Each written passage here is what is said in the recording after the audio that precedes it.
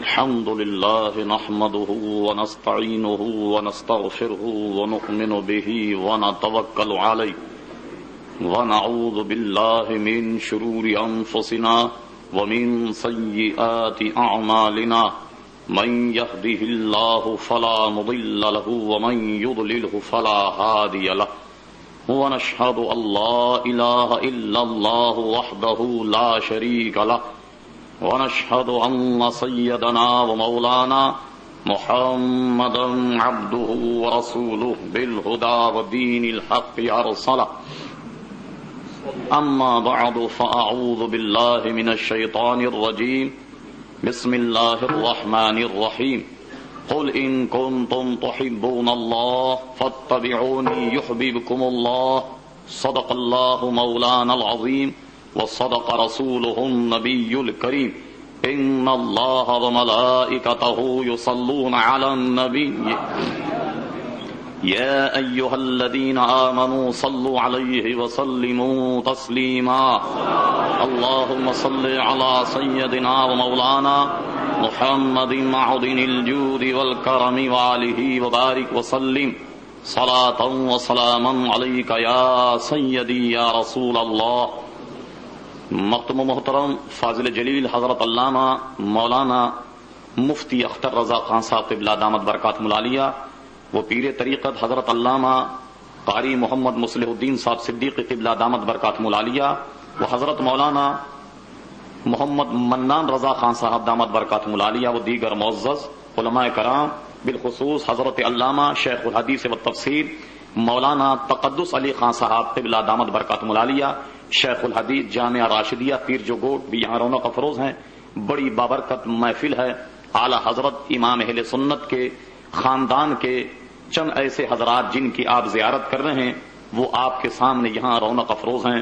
خصوصی خطاب تو حضرت علامہ مفتی اختر رضا خان صاحب قبلہ دامت برکاتہم العالیہ کا ہوگا.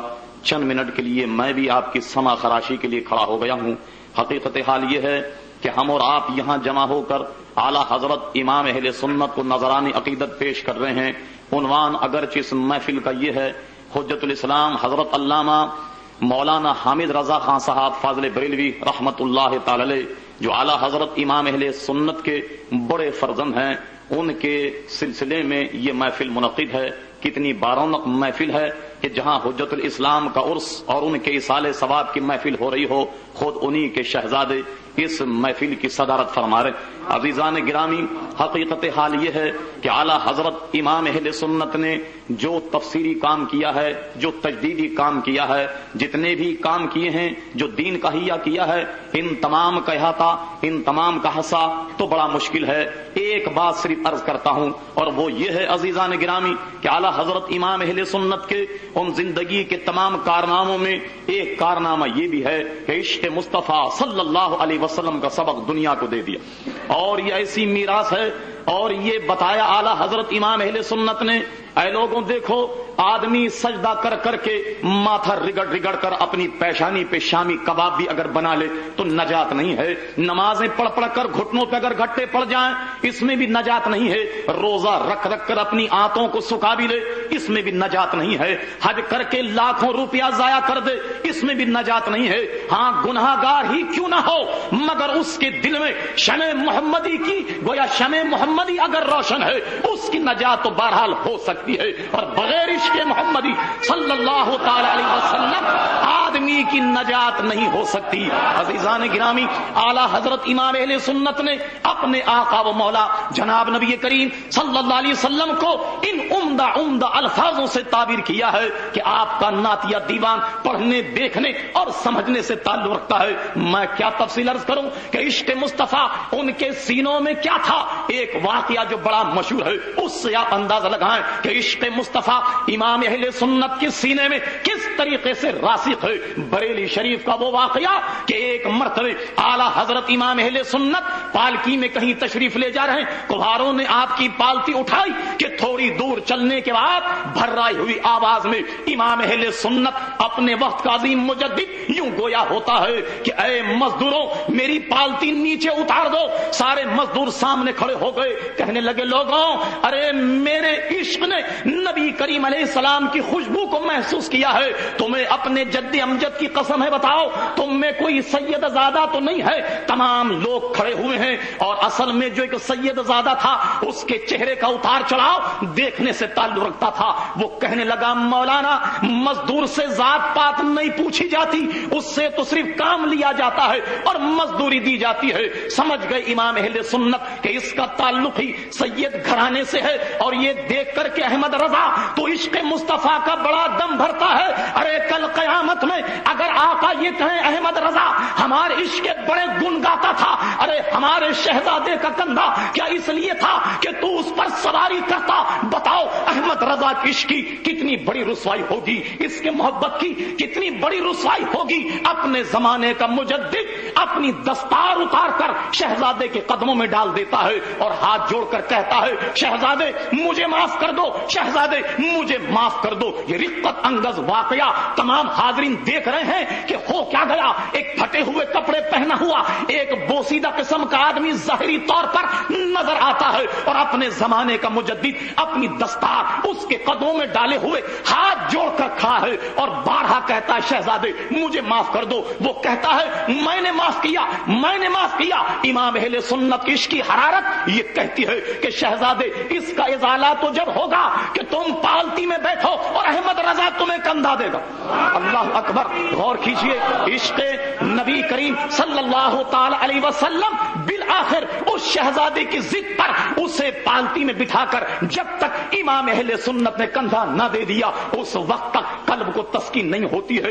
ایمان سے کہو کہ جس کی اولاد کے بارے میں جس کے دل میں اتنی محبت اتنا عشق ہو تو ان کے جد امجد جناب نبی کریم علیہ السلام سے محبت کا کون اندازہ لگا سکتا ہے؟ یہ دس امام اہل سنت کو کس نے دیا؟ آئیے لگے ہاتھ جنید بغدادی کا وہ واقعہ دیکھیے کہ جس نے امام اہل سنت کو یہ سبق دیا۔ جنید بغدادی اپنے زمانے کا مشہور پہلوان، اپنے زمانے کا رستم ہے، اور بغداد کے اس حاکم کے برابر ان کی نشیز رکھی ہوتی ہے۔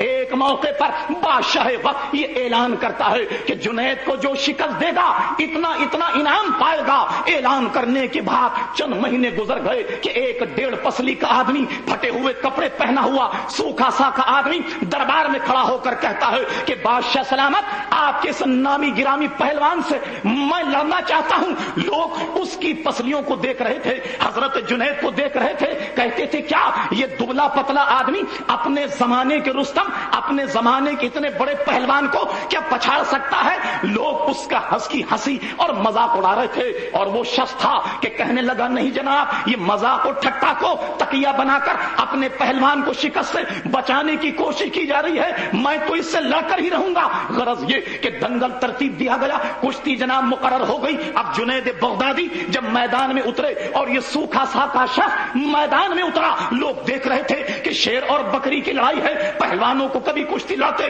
دیکھا تو ہوگا کہ ایک دوسرے کی گردن پر جب وہ ہاتھ رکھتے ہیں ایک دوسرے کا کس، ایک دوسرے کا زور دیکھتے ہیں۔ اب یہ دونوں پہلوان شیر اور بکری کی لڑائی ہے، دنیا دیکھ رہی ہے یہ کیا تماشا ہے، یہ کیوں بلا وجہ اپنی زندگی سے تنگ آ کر جنید سے لڑنے کے لیے آیا؟ یہ دونوں حضرات ایک دوسرے کے کندھے پر جب ہاتھ رکھتے ہیں اور دونوں کے سر مل گئے، اس سوکھے پہلوان نے کہا، اس دبلے پہلوان نے کہا کہ جنید میں خوب جانتا ہوں کہ تو اپنے وقت کا پہلوان ہے، میں پہلوان نہیں ہوں، مگر اے جنید میرے بچے فاقوں سے تڑپ رہے ہیں، اگر آج تو اپنی عزت مجھ پر قربان کر دے، میرا تعلق حضور کے گھرانے سے ہے، میرا تعلق ہاشمی خاندان سے ہے، اے جنید اگر آج تو پچھڑ جائے اپنی عزت کو خاک میں ملا دے، میں اگر اس کشتی کو جیت گیا تو تیرے کشتی مارنے کے بعد، تجھے پچھاڑنے کے بعد مجھے اتنا انعام ملے گا کہ میرا گھر بھر پھلے گا پھولے گا۔ مگر جنید میں تجھ سے وعدہ کرتا ہوں کہ آج اگر تو نے اپنی عظمت کا سودا میرے لیے کر دیا، سرکار کے لیے کر دیا، اور اہل بیت کی محبت میں اگر تو نے آج یہ ذلت برداشت کر دی، میں تجھ سے وعدہ کرتا ہوں کہ کل قیامت کے میدان میں اپنے نانا جناب نبی کریم علیہ السلام سے تیرے سر پر فتح و نصرت کی دستار بندھا دوں گا.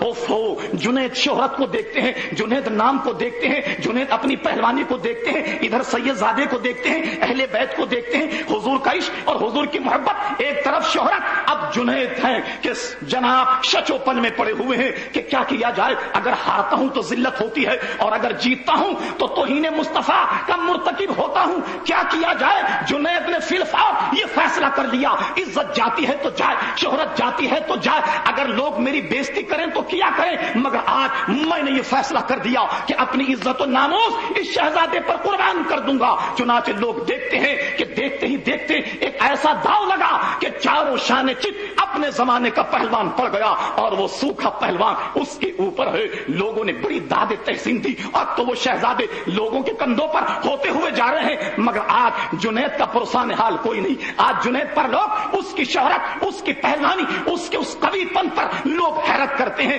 آج جنید کی وہ ذلت ہوئی کہ اس سے پہلے نہیں ہوئی. آج ان کا کوئی پرسان حال نہیں، آج ان کا کوئی غمخار نہیں. اس کے بعد تنہے تنہا رات ہونے کے بعد دنگل سے اٹھے اور چلے گئے اپنے گھر. رات میں جب سوتے ہیں، بستر میں جب لیٹے، راتیں کچھ بڑی تھی مگر لگتا یہ تھا کہ آج کی رات کچھ اور طویل ہو گئی. اب سوچتے ہیں شہرت کہاں گئی، عزت کہاں گئی، پہلوانیت کہاں گئی، سرکاری وظیفہ ملتا تھا وہ بھی ختم ہو گیا. مگر ہاں سوچتے ہیں کہ ہاں یہ سب کچھ حضور کی محبت میں قربان کیا ہے. ارے شہزادے نے یہ بھی تو کہا ہے کہ اے جنید، اگر آج اپنی عزت میرے آقا کے نام پر قربان کر دے، کل قیامت کے میدان میں فتح و نصرت کی دستار تیرے سر پر بندھاؤں گا. جنید کہتے ہیں کیا مجھ جیسا گناہگار آدمی حضور کے ہاتھ میرے سر دستار باندھے؟ کیا ایسا ہو سکتا ہے؟ میرے مولا اگر ایسا ممکن ہے آج ہی قیامت آ جائے، آج ہی حشر برپا ہو جائے تاکہ میں اس نورانی شکل کو دیکھ لوں، تاکہ اس نورانی ہاتھوں کو دیکھ لوں کہ جو میرے سر پر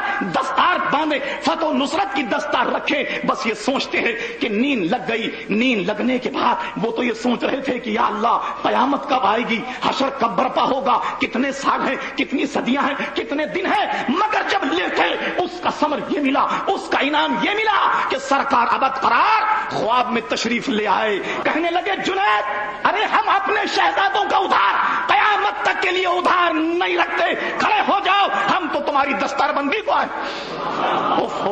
ادھر جنید پر حال کھلا کہ یہ سودا ارے اتنا وہ نہیں تھا تاخیر والا کہ قیامت میں یہ سارا سما ہوتا. حضور آ گئے، جنید کھڑے ہو گئے اور حضور صلی اللہ علیہ وسلم نے فتح و نصرت کی دستار آج جنید کے سر پہ ایسی باندھی کہ کوئی کیا بتائے کہ جنید جب صبح اٹھے بڑے بڑے غوث، بڑے بڑے قطب اپنی جھولیاں پھیلا ہوئے حضرت جنید کے بھیک کے منتظر ہے. عزیزان گرامی، یہ وہ سبق تھا امام اہل سنت نے لیا اور اس کے بعد کہتے ہیں شہزادے جب تک اس پالکی میں نہیں بیٹھو گے، میں جب تک تمہیں کندھا نہیں دوں گا میرے قلب کو تسکین نہیں ہوگی. اور یہی وہ عشق رسول تھا کہ ببانگ دہل کہا امام احمد رضا کا سینہ چیرا جائے، اس کے دل کے دو ٹکڑے کیے جائیں، ایک پہ لکھا ہوگا لا الہ الا اللہ، دوسرے پہ لکھا ہوگا محمد رسول اللہ. ہاں ہاں یہی وہ عشق مصطفیٰ ہے. کہتے ہیں لوگوں میرا جب انتقال ہو میری قبر کو قد آدم کھودنا. لوگوں نے کہا حضور کمر برابر کھودی جاتی ہے. کہنے لگے بات یہ ہے کہ میں نے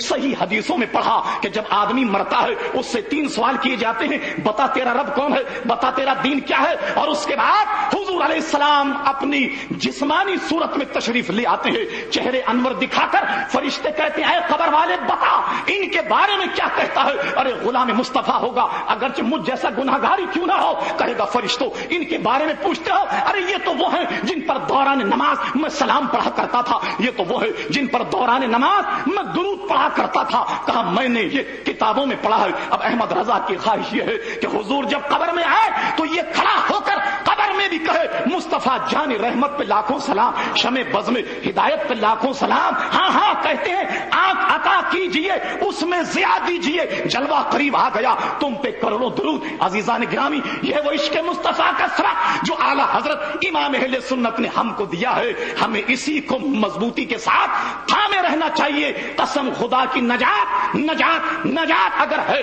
تو اسی سبق میں ہے. ہاں ہاں کیوں رضا آج گلی سونی ہے، اٹھ میرے دھوم مچانے والے.